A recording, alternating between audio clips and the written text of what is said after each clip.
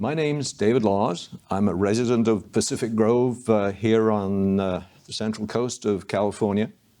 And for many years, I've enjoyed walking along the ocean front between Lovers Point and Point Penis in Pacific Grove to look at the incredible display of brilliant pink purple succulent flowers that are in bloom at that time of the year.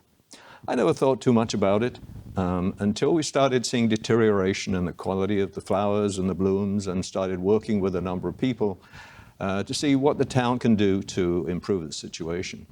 As part of this, I started doing some research into the history of the blooms and how they came about, and discovered that there was an extraordinarily interesting character behind the development of this plant and the history behind him being here in Pacific Grove.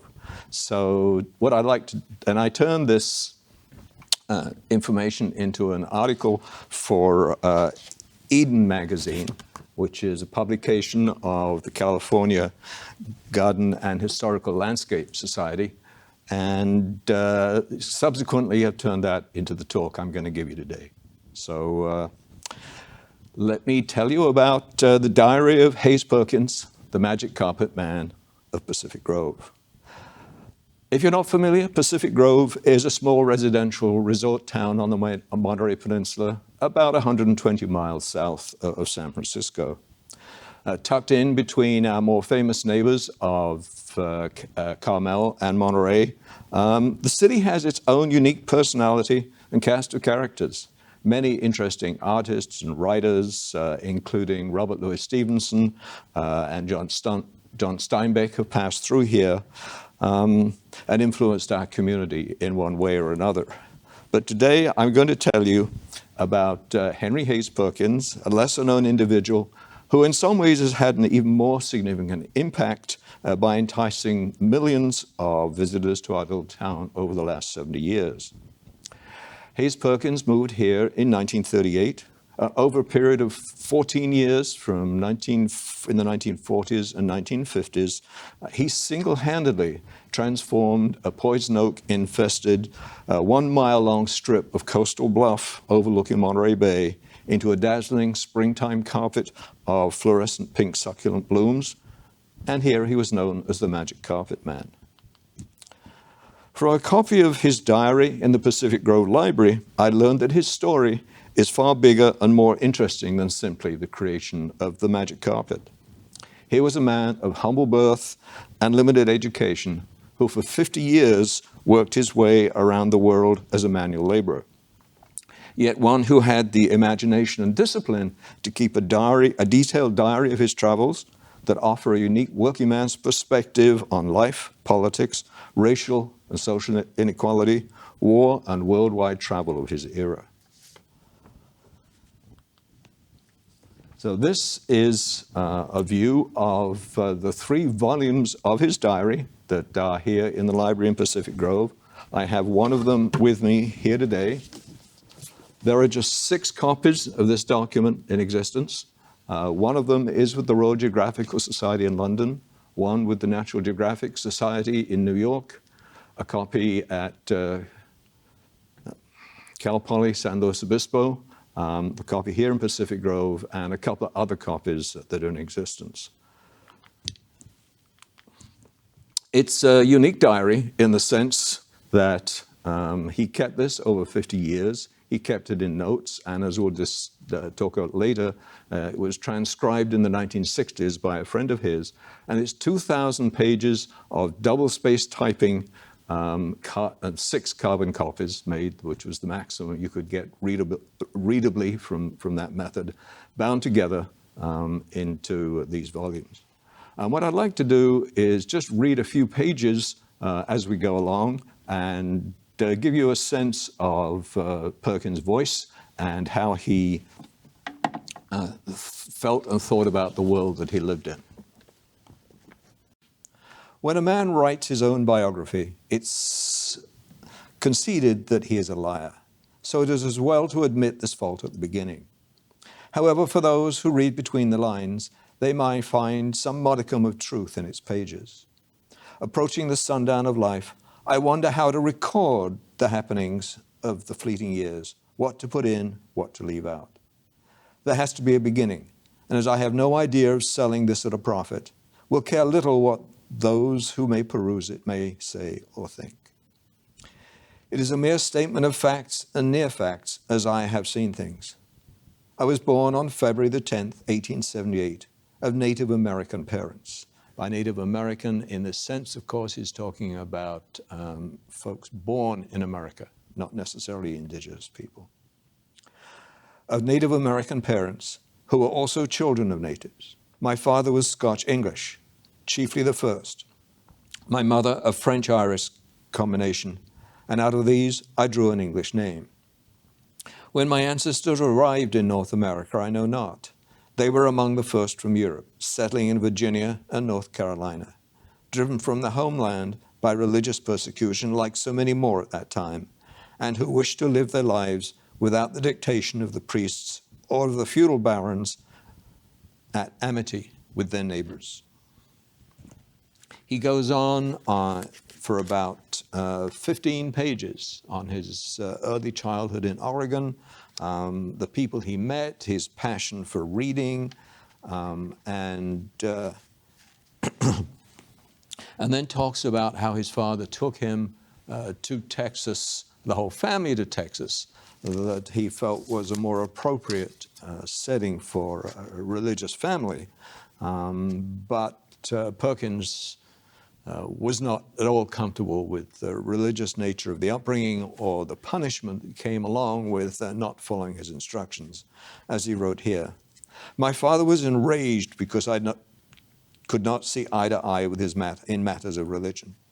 For 2 troublesome years, I stayed about the place one might call home, but it was a constant conflict. His beatings grew worse, his demands that I be a regular attendant at all services and Sunday school. I slept in barns and boxcars handily enough throughout the warm months. But when blizzards roared down out of the north, life was drab indeed. My only possible escape was to slip into some neighbor's cottonseed bin and bury myself up to the neck in the slightly fermenting seed. When the thermometer fell to 0, this was of little avail, and I swore by all the gods I knew that no child will ever come up after me and endure such existence. Because of those days, I am a bachelor, and the one thing I am wholly thankful for in this world is that there is no child coming up to blame me for bringing him into this world. We have put together here milestones in the life of a bird of passage, as he referred to himself a couple of times. Perkins was born in 1878 near Bandon in Oregon to homesteading parents. At age 15, he leaves school and begins a life on the road to escape abuse. 1898, sails around Cape Horn, the first of 130 documented voyages around the world. 1907, he makes his first visit to Africa. And there are many other interesting steps that we will talk about as we learn more about Perkins in the future. And he continued this diary until 1936, when he left working for Hearst Properties in California to move back east. Pretty much the rest of the story I have picked up from communications, letters, and a few newspaper reports about it at his time. So he stayed here in Pacific Grove until 1964, when he passed away at the Forest Hill Manor. His early life in Oregon and Texas was a pretty difficult time for him. As you heard from the earlier reading, he fought constantly with his father, moved on at age 14 to start a life of wandering, worked up and down the East Coast, the West Coast, in many places. This slide gives a sense of the travels from 1893 through 1918, through 1907, from ages 15 to age 30. And as you can see here, he made a couple of trips around the Horn, across the Atlantic Ocean several times, and made his first trip to Africa to Nigeria late in 1907. There's a synopsis of these volumes that had been put together by a gentleman by the name of John Martin. John, I believe, is Perkins' great-great-nephew, something of that nature. And John has been working on putting together a biography of Perkins that hopefully will be published in the next few years. And his work has been extremely useful to me in creating this presentation. There's too much detail here to take you through step by step, and this list is only a fraction of the places where he visited. I've highlighted a couple of areas that we can look at in some more detail. In 1889, at a very young age, he signed up to take his first sea voyage as a crew member on the four-masted bark Austrasia. He sailed to Hull in England. This is a very long voyage with some very harrowing times. And a short description that he gives in here is, it's January the 5th, 1809, and he writes, "Well past the Horn, but the weather is worse than ever. So great is the rolling and pitching of the ship. The galley is washed out. No food may be cooked, and the best we can expect is a pot of muddy coffee, or what passes for this beverage. The forecastle is awash, and our clothes, our thin blankets, all is sodden constantly, and no chance to dry them out. But the men are holding up well. For 2 full weeks the ship has been wet in all the word means. The captain keeps her well to the south to make his casting where the earth is small. We have had a 36-hour watch on deck, battling with the storm, no watch below. We never take off our clothes, not even our oilskins, lest we get a hurried, all hands on deck call that is an everyday affair now. We do get a few potatoes mixed with salt horse when it is possible to cook them, and this is to help us out in the stormy weather. We always have the seabirds. Thousands of them are constantly circling around the ship, and the wilder the gale, the more birds there are to keep us company. Moss is growing on the decks now because of the constant drenching, and we would be unable to hold our footing but for the lifeline stretched the length of the ship. Braces are coiled in nets, and every loose bit of damage is lashed. The ship can take it." Several years later, 1906, he is actually in San Francisco shortly after the earthquake and gives an interesting description of what was going on in the town and how he saw it and the resilience of the people in rebuilding the place. And I'd like to read you a passage from that. "San Francisco is still in ashes. As far as the eye can see are ruined, blackened walls and heaps of burned rubbish. Not much is being done to remedy this, but there are thousands of men working as if their lives depended upon it, hauling away rubbish, chipping mortar off bricks, hastily erecting new structures and tearing them down the old. There's an air of optimism on every side, and the city will rise again from the ruins, better for its purging. It has been raining recently, and the ashes are frightful, make frightful mud deep in the streets. I climbed to the top of Nob Hill and looked down on the burned city. I never expected to see such a catastrophe again. Where was once a city whose streets were lined by great buildings is now wreckage indescribable. Up Fillmore Street, all is busy. For this is the main business street until the old city has been rebuilt. No one complains." Getting towards the end of this first volume was his first trip to Africa, where he found a job directing crews logging mahogany in Nigeria. This was a very disappointing trip for him.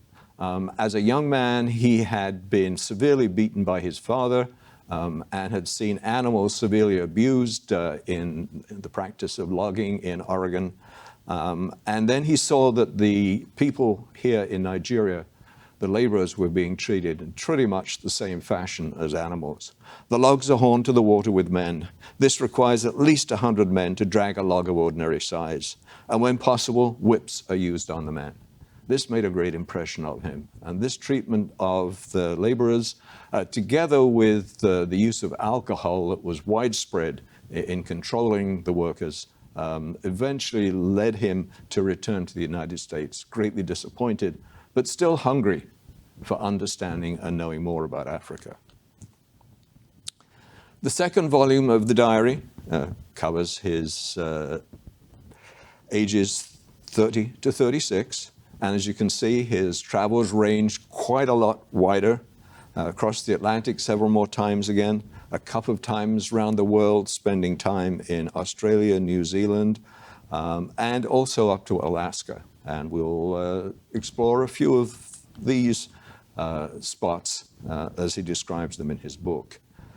So volumes 2 and 3 cover 1907 to 1920. And he, as we've seen from the map, he travels pretty much around the world several times. He's in Alaska, he's in Australia, he's in New Guinea, back to Africa, and spending time in the Congo. So we'll explore a couple of these adventures. He goes up to the Yukon to try to join the gold rush in 1907, 1908. This was not a good time. The mines were pretty well worked out, and there are an awful lot of men up there looking for work and prospecting. He is just about out of money when he decides he'd better get back to San Francisco and home and find another way to support himself. He comes across 5 miners who are arriving new at the mines, and agrees that he will buy their boat off them for $5. Did I close the deal? I'll say I did. Then hiked away after a hearty handshake with the miners and woke Federer. Federer was somebody who had agreed to travel back with him. Did Federer want to share my trip down the river? He did. He said he didn't know anything about cooking, but was a good oarsman. As to the first part of the statement, he told the truth. But in the last, he was a liar. Anyway, we put to sea. We have 20 pounds of flour, 11 pounds of bacon, and 2 pounds of prunes, a coffee pot, a frying pan, 2 tin plates, and knives, forks, and spoons. What more does a man want on the Yukon? In 1914, he gets the offer of working as a groundskeeper at the Heart of Africa mission in the Congo. He signs a 2-year contract for the evangelist C.D. Studd's mission, and actually has written a few lines about his gardening expertise while he's at the mission, which I would like to read to you. This is May the 17th, 1941. Perkins is in the mission in the Congo, and he's been working bitterly to create a garden. And this is one of the brighter moments of his life at the mission.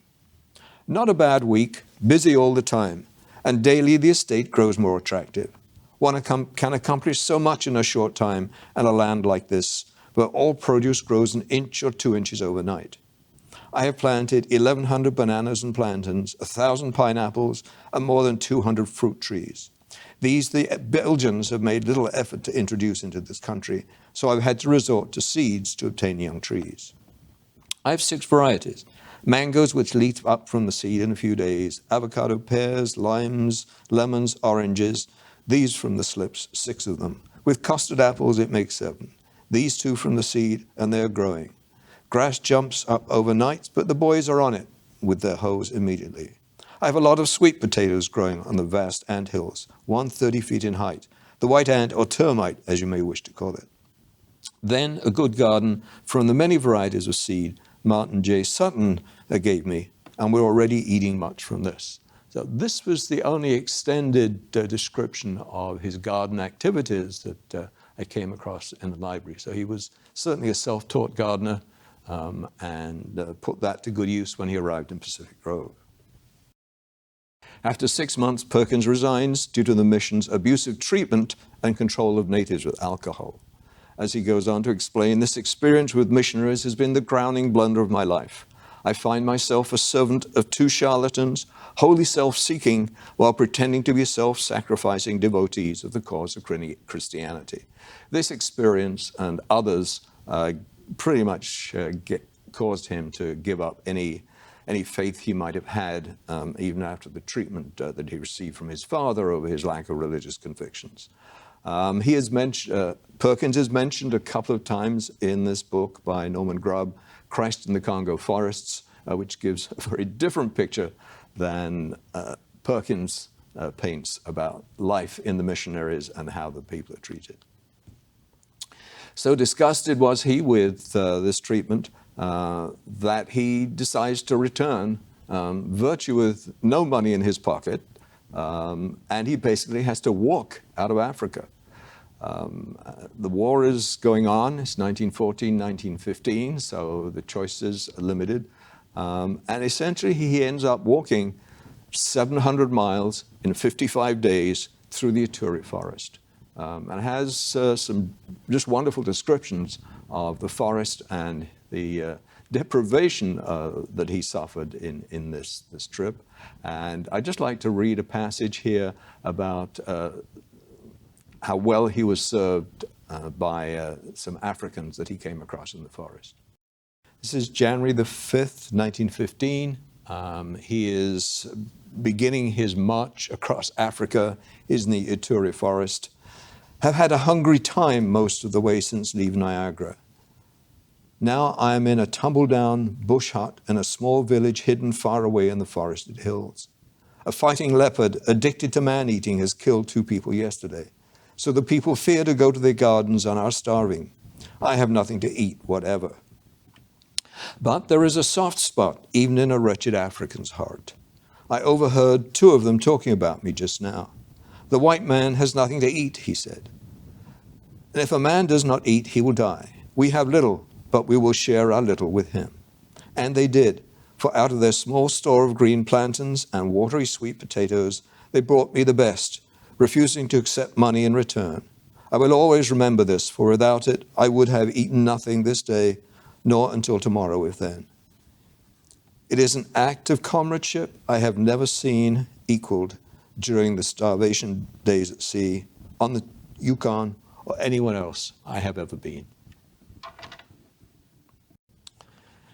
So he continues back to the United States, back to working as a laborer, as he had many times throughout his career, but decides to try once more for work in Africa. And he signs a contract to work as basically prospecting for diamonds for the Belgian Fourminiere Company in the Belgian Congo in 1918. He is quite successful at this, builds teams of laborers to help him work, and everybody wants to work for Perkins because he is noted for treating his people well. But he essentially, in the end, just gets disgusted with the way that the natives are treated, and has a particular hatred for the Belgians and the way they were running the Congo, and has this description which really gives a sense of the awful situation and the mines in those days. Words fail to describe that awful pit as I saw it. For there can be nothing worse in hell. The noonday sun looked down into the steaming quagmire as only the African sun can. The old wounds on the bodies of the pitmen were white, festered, and gaping. Blood streamed with the mud, tinting it scarlet, while the bodies of the pit slaves moved spasmodically as the whips lit, and every bone in their emaciated bodies seemed to show through their skin. That is how we get diamonds.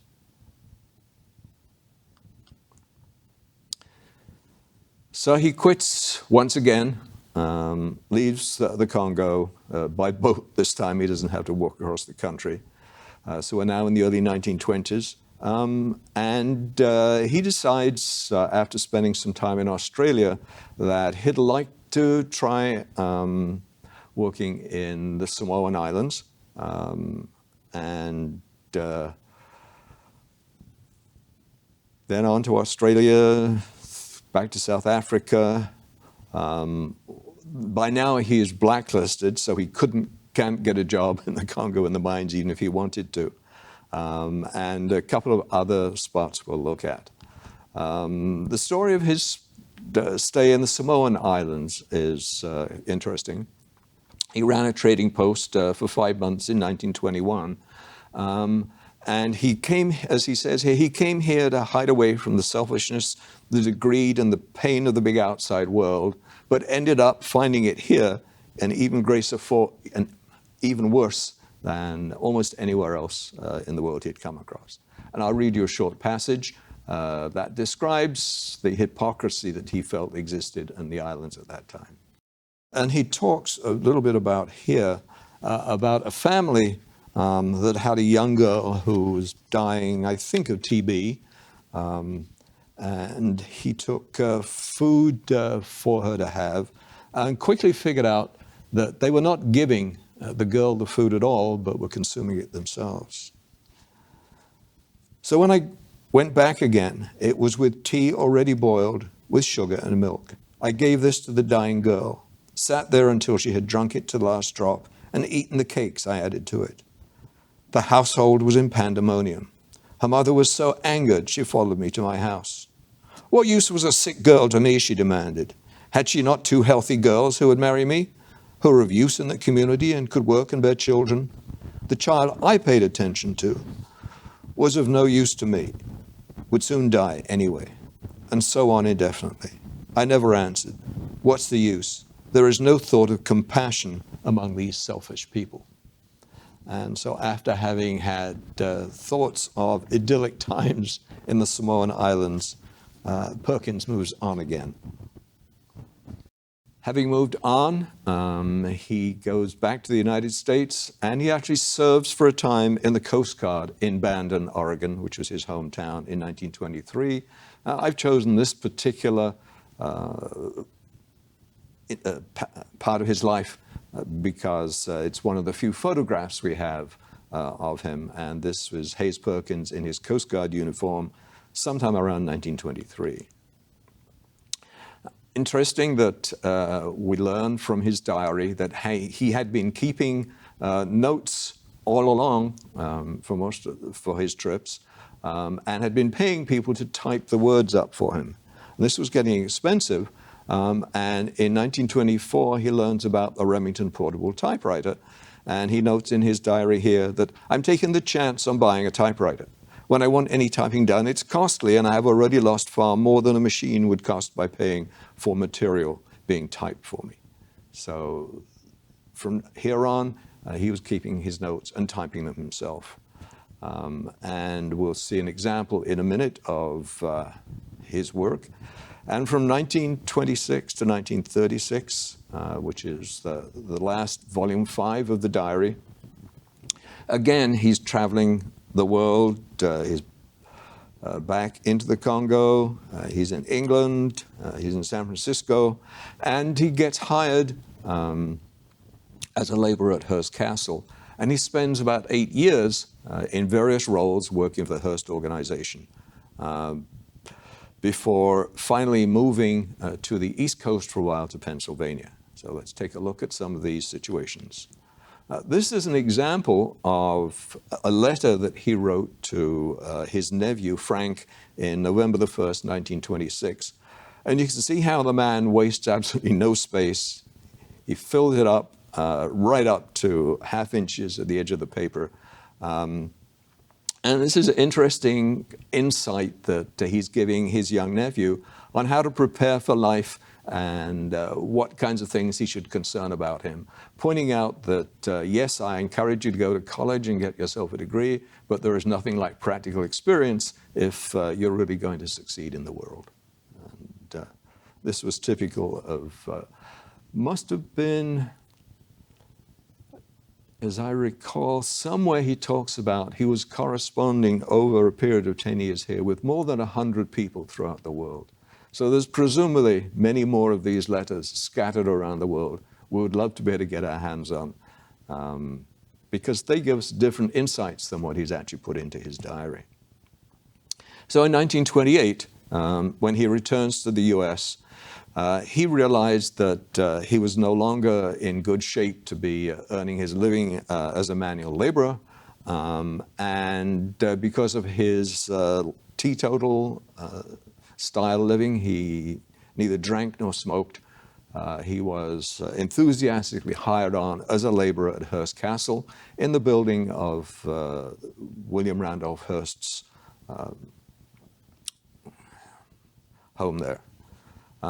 Turns out he was hired and fired 3 times during this process, but continued to be hired back again for various reasons, and frequently came into contact with both Hearst and Julia Morgan, the architect.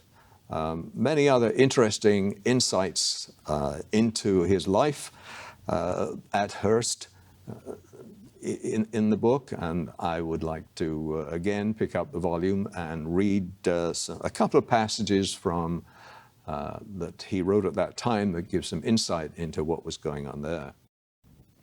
Many of the pages in this later volume are about Hearst's time at Hearst Castle, and they could be a story all of their own, and especially about the goings-on of the various visitors and the shenanigans involved between all the sycophants around Hearst. But I particularly enjoyed this story that he told about liquor being brought illegally during Prohibition into the castle. Under the castle is a vault with double doors. The keys to this vault are carefully guarded, for stored there were vast quantities of liquor, the finest Europe affords, the old bonded whiskey of pre-Prohibition days, everything procurable Hearst has for his guests. I've already spoken of booze running into this place constantly, and it never ceases. Moving vans, trucks, sedans, coupes of every type of car used to bring this past the gates and into the castle and onto the hill. I've seen a ship come alongside the pier at San Simeon and unload 14,000 cases, but not much of it came here. Merely an accommodation to big shot bootleggers from San Francisco and Los Angeles. Last year, while on my vacation in San Francisco, I saw several Coast Guard officers with whom I had served. You might remember that he served in the Coast Guard at Bandon several years before. Officers whom I had served in that branch of the service. They asked who was running booze down this way, and I told them Hearst. Oh, we don't want anything to do with Hearst, they declared. Do you suppose we want to be chased out of the service or transferred to some cold situation up on the New England coast? Tell us something about the smaller fry we can handle. As I said earlier, Perkins met many interesting characters and mingled with the high and mighty, even as a servant at Hearst Castle. And a little interesting passage here. For a change, we have bigger fish than is usual. He's talking about visitors. What I call small fry here are governors, senators, congressmen, and the like. Now we have Winston Churchill, who I believe is Chancellor of the Exchequer of Great Britain, who with his brother Major John Churchill has a large party of guests. Most of the lesser lights of Hollywood have faded into the shadows during the stay of these luminaries, for they are merely entertainers of the great, and only Hearst for a brief moment of love. There are contrasts in the family of the House of Churchill that are surpassing strange. Winston is no beauty, an owlish face surmounted by a baldish head, but with penetrating eyes that miss nothing. His brother John is a fine-looking man when he has his hat on, but he too is bald, only bolder than Winston. Strangely, Winston's daughter Diana is an enchantingly beautiful girl, and each of the brothers we have a son with them who would be an answer to any maiden's prayer. They better keep an eagle eye on old Hearst, for he has a watchful eye for feminine pulchritude. He does have quite a few comments on the young ladies who spend much of the day hanging around Hearst, which again may have been part of the concern, as we will learn later, about libelous content in the story. In 1933, the economy was so bad that even Hearst found it difficult to sustain the level of construction at San Simeon, but he did decide to do some work at the Hearst family compound, which is located in Wyntoon in Northern California, actually near McLeod in Shasta County, that had been owned by the family long before he had been interested in building his own place at San Simeon. So Perkins was moved to Wyntoon, as they no longer were putting as much effort into San Simeon, and where the original Maybeck designed castle burned in 1929, and Hearst wanted to rebuild the structure there. Initial plans to make it more castle-like were toned down, and Julia Morgan replaced it with a Bavarian-style village, where Hearst put in several years of work. And again, this was a tough time for him. He was still, at his age, a manual laborer. As he describes here, I've been lifting great rocks anywhere from 200 to 1,000 pounds weight into trucks all day. My muscles are cramped, my legs and arms refuse to obey, and my will refuse to obey my will to move them. So here we are in 1933. They do find better working conditions for him, and I'd like to read a couple of passages about his time at Wyntoon, which gives some insight into Hearst and his style of living at that time. There's a lot of interesting information on Hearst at the Wyntoon compound that Perkins was able to sort of see and talk to many of the guests, and he actually talked to Hearst several times. In fact, asked him if he would fund one more trip to Africa to him, which I believe Hearst declined. Here's a description of Hearst. Hearst loves to sit alone by a fire and consider his ways and what to do. So I carefully lay his fire ready to be touched off when he will. And it had better go, else there will be a new man next time. On a stand nearby is a bowl containing all the choicest fruits in season. These the great man nibbles at, while he reflects on his business and what to do with the world at his command. His huge bed stands in one corner. This Marion's maids lay carefully. Sheets are changed every day, and blankets of the finest quality line a felt-like couch on which Joe Yelling lays such clothing as Hearst desires for the day. Immediately adjoining is Marion's room. It is quite as large as Hearst's, but with the difference of a feminine touch about it at all. The maids are frantic lest I stir a tiny bit of dust, for the fireplaces here have to be carefully swept each day.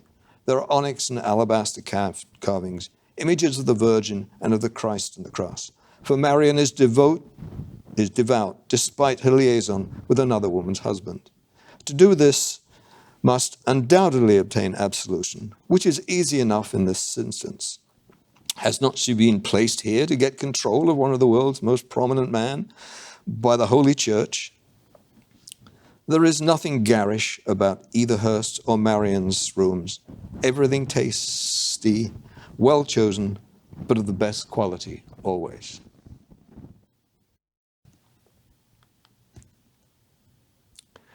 During the winter, work was closed down at Wyntoon. The place was snowed in. There was basically no access to it.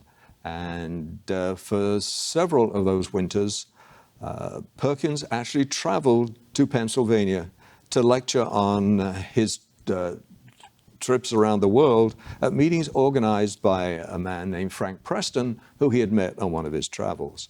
And he enjoyed this. He enjoyed talking about it, but would then return to Wyntoon again for the summer, for the money that came in from that.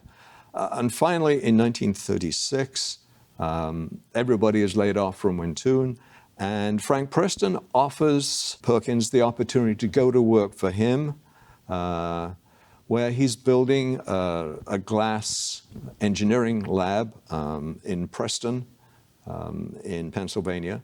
And Perkins' job was to come east and act as a manager for a game preserve he proposes to establish around his laboratory in Butler.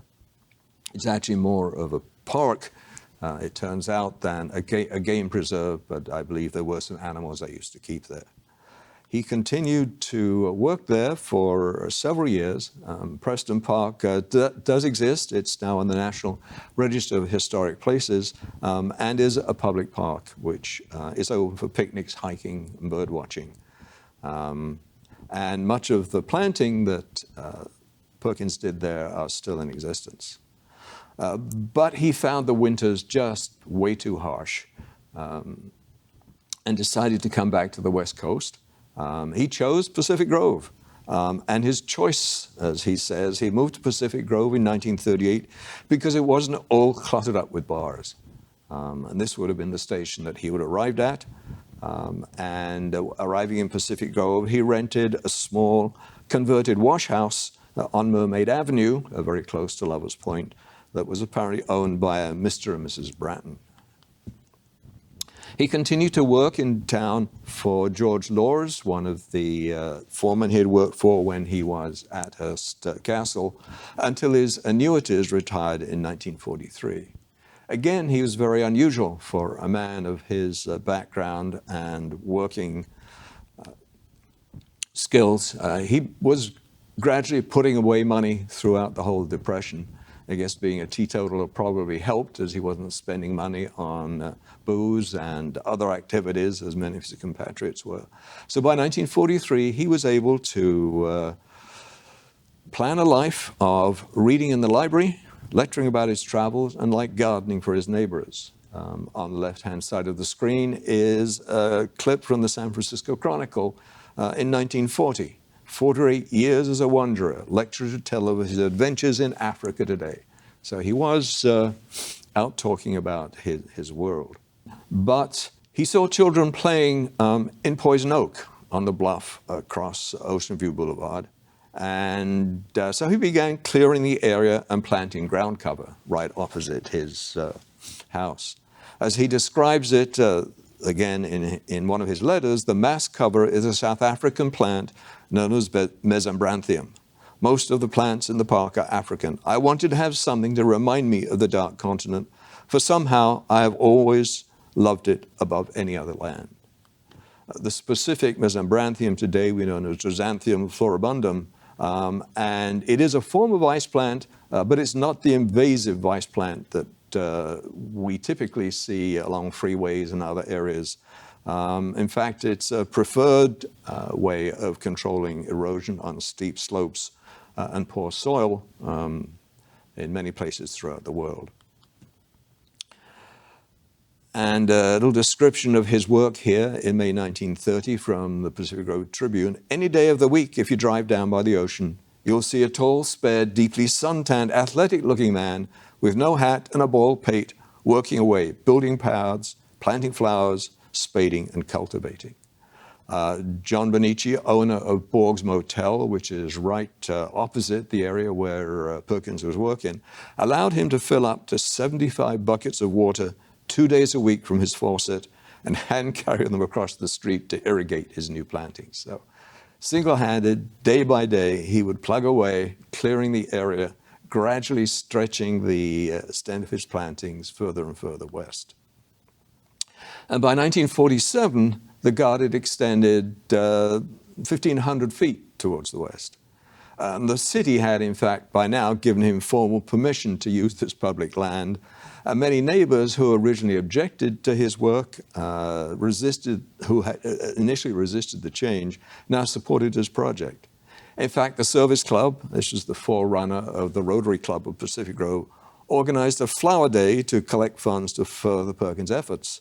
He used the check, $185, just over $2,000 in today's money, to augment the personal contributions he'd been making all along, and to buy additional plants and supplies. See, by 1949, the park was well established, it was well loved, it was used by everybody, and to his horror, people would ride their bikes through it, they would walk their dogs through it, and basically showed little respect for all the work he'd put in. And a little note was in the Tribune, Hayes Perkins, whose voluntary efforts at landscaping have added so much beauty to the town, announced this week that he would no longer continue the work, and he actually threatened to leave town.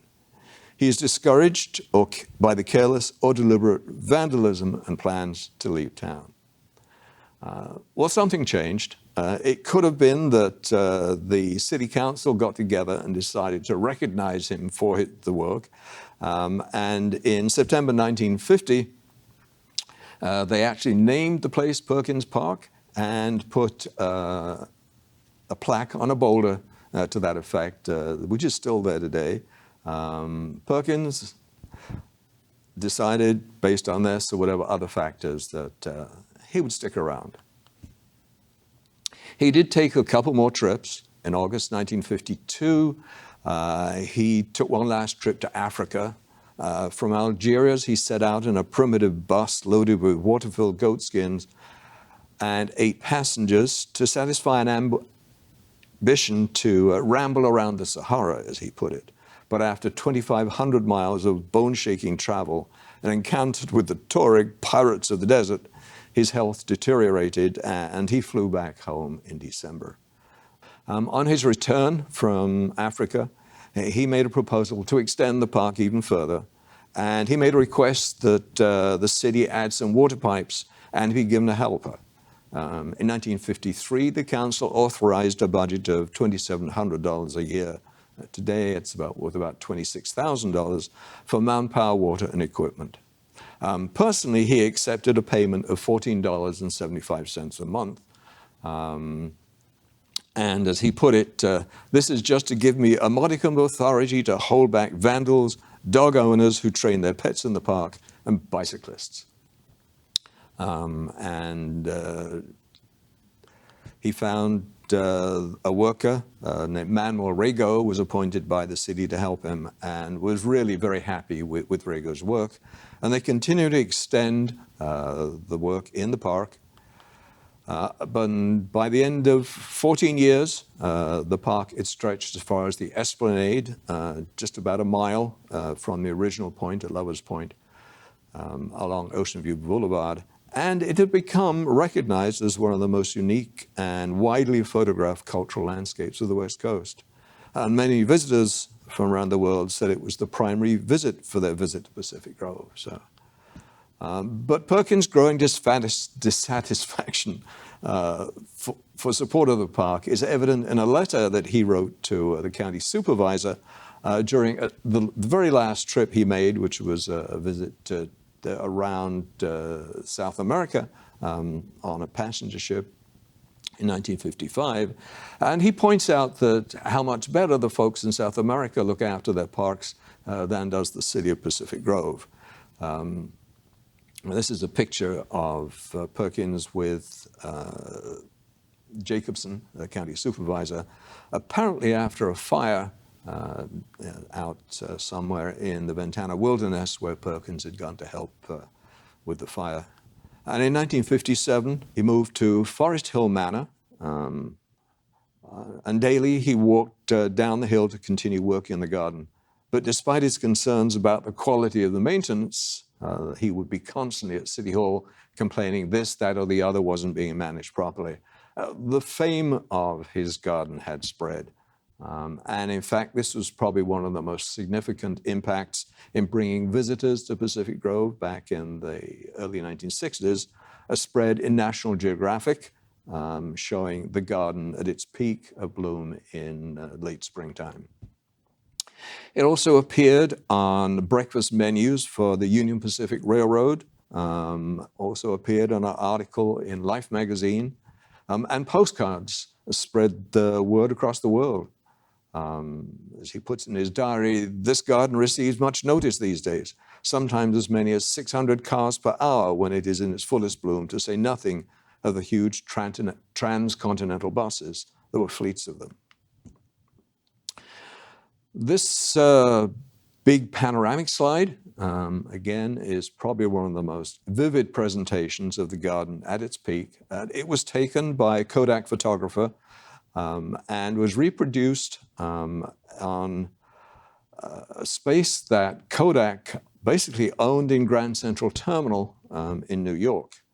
And so millions of people walking through Grand Central Terminal would have seen this displayed across the back of the station for about 6 months, I believe it was on display. But interestingly, Perkins declined to pose for the picture, as they had hoped originally, in protest against it showcasing his hated hordes of cyclists.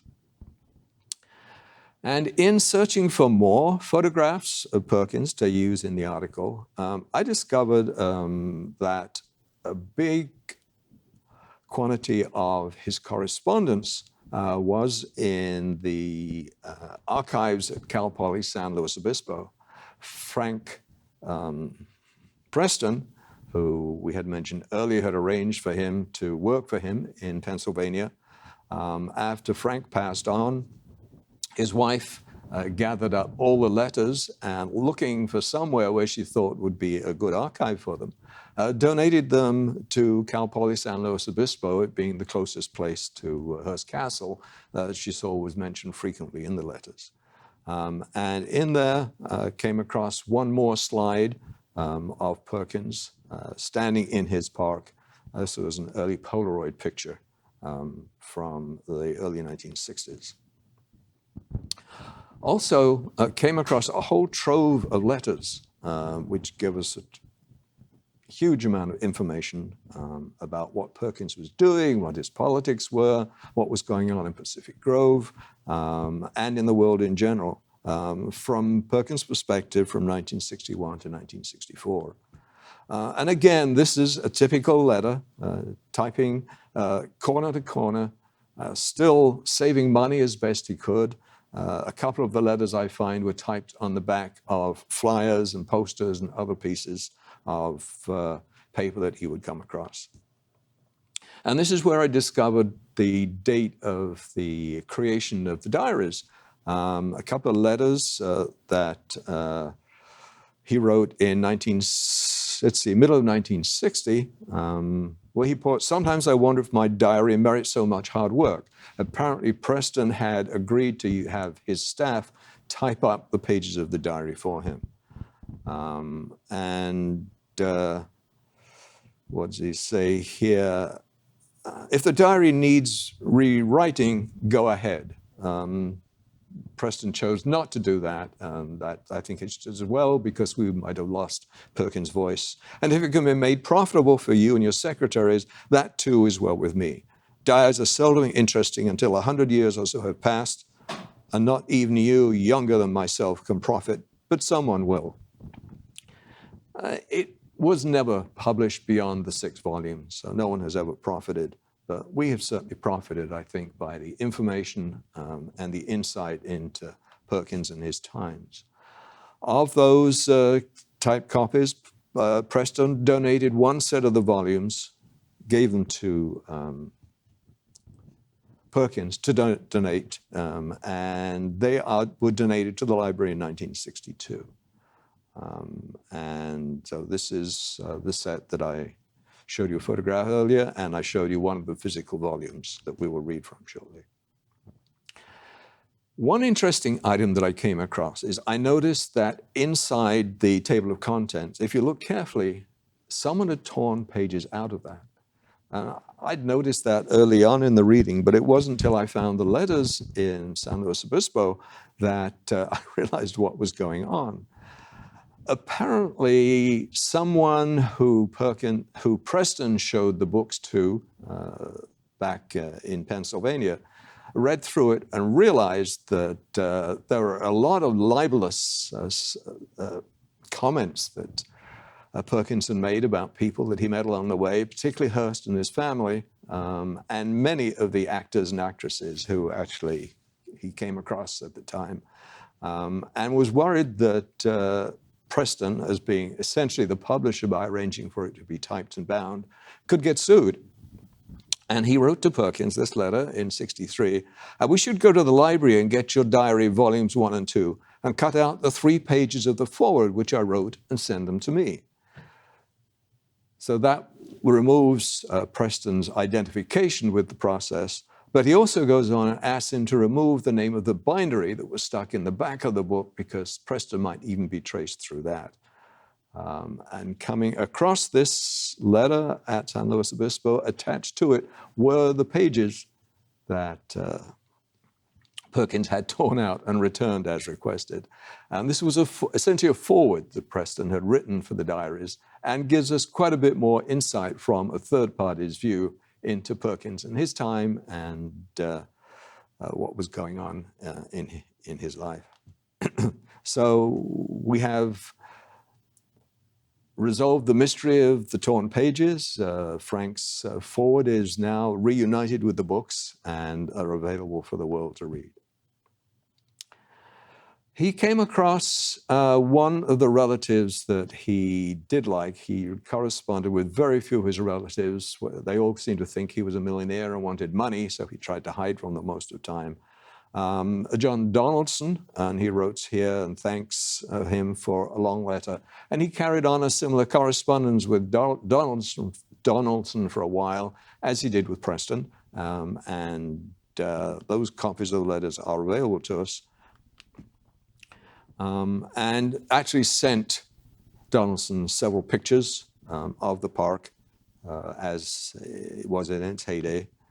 And until 1964, where he's suffering from diabetes, several fevers that he contracted in Africa. This is, in fact, the last letter that he wrote to John.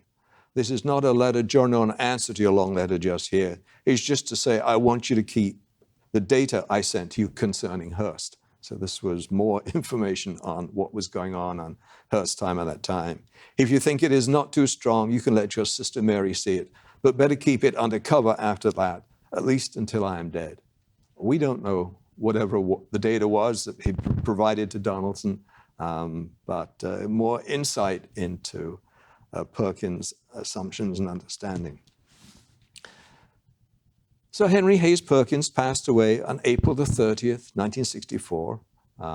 He was treated kindly by the local press. Hayes Perkins, PG's honored gardener, dies, and the town council were requested to create a Perkins Day in Pacific Grove to honor the contributions he'd made to the city. I don't know if this ever happened, but he did leave his entire estate by that time. Just over $6,000. That's worth about $53,000, $54,000 in today's money, to the library for the purchase of books. And he noted this in his will: kindly purchase books after my demise as follows. Nothing political or religious. He originally said nothing in the way of history written since 1900, but somehow he changed his mind on that. Only the best fiction, specialized on engineering, mechanical training, nothing pertaining to war. Farming, geology, flying, any branch of useful science for men or boys is good. As for women and girls, use your own judgment. I guess he didn't feel competent to make recommendations for that. And his money was accepted by the city, and at the last meeting of the council, a resolution was passed authorizing the deposit of the Hayes Perkins Trust Fund. The council also recommended that the library board place a small plaque in memory of Hayes Perkins at the library. We've not been able to find that plaque. We're not sure if it's ever there. I would love to see something in the library honoring his contribution both to the city and the library.